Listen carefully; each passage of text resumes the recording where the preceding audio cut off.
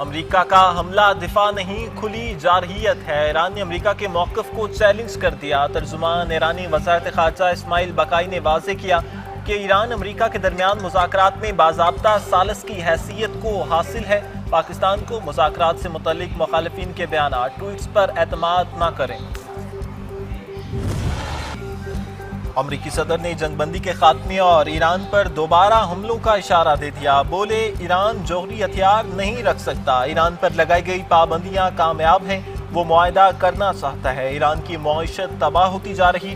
Trump نے ایک بار پھر پاک بھارت جنگ کا تذکرہ کرتے ہوئے بولے پاک بھارت جنگ سمیت 8 جنگیں رکوائیں۔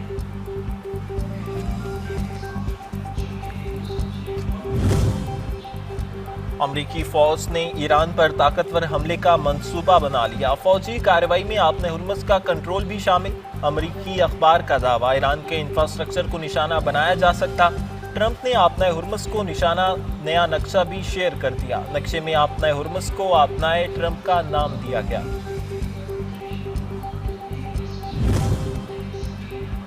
ایران کے صدر مسعود پزشکیان نے کہا کہ امریکہ میں تبدیلی لائے تہران سفارتی کاری کا راستہ دوبارہ اختیار کرنے کے لیے تیار ہے۔ خلیج میں عدم استحکام کی وجہ امریکہ اور اسرائیل ہیں، ایرانی جہازوں کے خلاف امریکی بحری کاراکزی کو فوری طور پر روکا جائے اور اس کی مذمت کرنی چاہیے۔ ایران کا آبِ ہرمز کا نام بدلنے پر امریکہ کو دو ٹوک جواب۔ ایران کے وزیر خارجہ نے امریکی صدر کو جواب میں لکھا، امریکی صدر پینٹاگون کی گھڑی ہوئی اصلاح کی بجائے خلیج فارس کی درست استعمال کرتے ہیں۔ ہرمز کو کسی اور نام سے پکارنا واقعی ایک سنگین غلطی ہے۔ عباس اراغچی نے ٹرمپ کی پرانی ویڈیو بھی لگائی۔ پاکستان چین کے اداروں کے درمیان مفاہمتی یادداشتوں پر دستخط کی تقریب، صدر آصف علی زرداری کی شرکت۔ سے افریقی تعاون سے تعمیراتی مشینری آلات کی فراہمی کو فروغ حاصل ہوگا، فریقین پاکستان میں فیکٹریوں کے قیام کے لیے سرمایہ کاری کے مواقع کا جائزہ لیں گے۔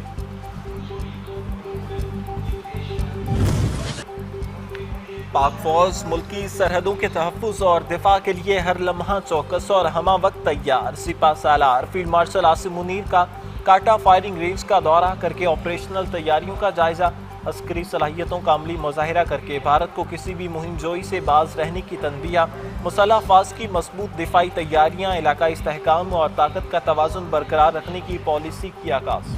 This great Pakistani nation and the Pakistani armed forces, if 1.3 million Indian army with all their wherewithal, if they cannot intimidate us and they cannot coerce us, these terrorists can subdue the armed forces of Pakistan. Pahalgam false flag operation Bharat کی تاریخی رسوائی کا پیش خیمہ ثابت، security ناکامی چھپانے کے لیے پاکستان پر بے بنیاد الزامات لگا کر جنگی جنون کو ہوا دینے والے بھارت کو منہ کی کھانی پڑی۔ آپریشن بنیان المرصوص نے مودی کے سندور کو تندور میں جھونک دیا، رافیل اور S-400 کا گھمنڈ ایسا خاک میں ملا کہ پوری دنیا میں بھارت کو ذلت اور رسوائی ہوئی۔ بے شک خدائے حق جسے چاہتا ہے عزت دیتا ہے اور جسے چاہتا ہے ذلت۔ پہلگام فالس فلیگ بھارت کی تاریخی رسوائی کا پیش خیمہ، بھارتی اقلیتوں بالخصوص مسلمانوں پر بے معنی مظالم بھارت کی شرمناک تاریخ کا سیاہ باب۔ پہلگام فالس فلیگ کے بعد مودی سرکار کا مقبوضہ کشمیر میں مسلمانوں پر مظالم میں مزید اضافہ، انتہا پسند بی جے پی کی مسلمانوں کو مقبوضہ کشمیر سے بے دخل کرنے کے لیے سرعام قتل کی دھمکیاں۔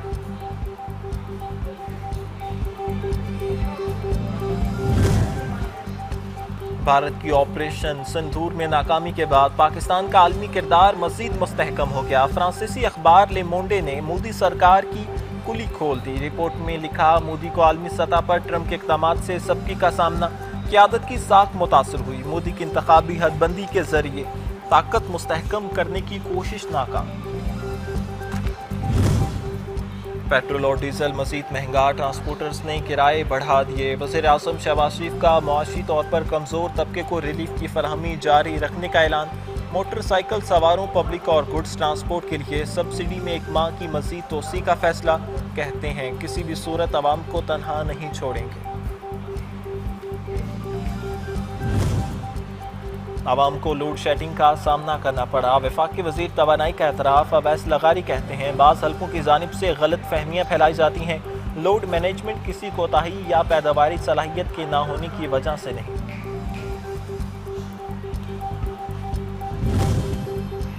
ہم کیوں پیچھے رہ جائیں۔ راولپنڈی نے فریش ملک ایسوسی ایشن کا بڑا وار، دودھ کی قیمت میں 30 روپے فی لیٹر اور دہی کی قیمت میں 40 روپے اضافہ کر دیا۔ فی لیٹر دودھ کی قیمت 220 سے بڑھ کر 250 روپے اور 1 کلو دہی کی قیمت 240 سے بڑھ کر 280 روپے ہو گئی۔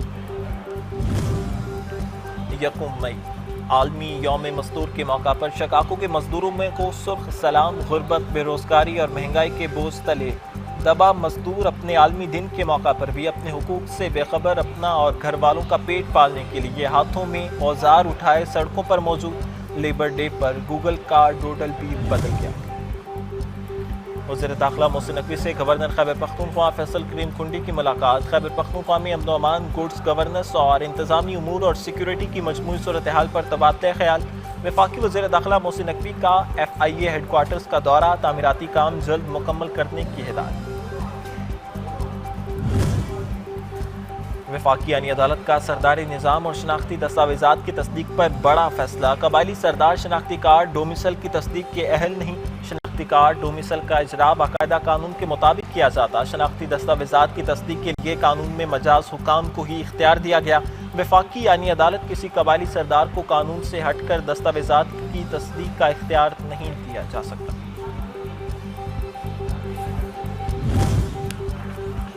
اور PSL 11 کا دوسرا ایلیمنیٹر، پہلی بار شرکت کرنے والی حیدرآباد کنگز مین کا مقابلہ 3 بار کی چیمپئن اسلام آباد یونائیٹڈ سے آج ہوگا۔ اتوار 3 مئی کو فیصلہ کن مارکے میں پشاور زلمی کے خلاف کون سی ٹیم میدان میں اترے گی، اس کا فیصلہ ایلیمنیٹر 2 کے ذریعے ہو جائے گا۔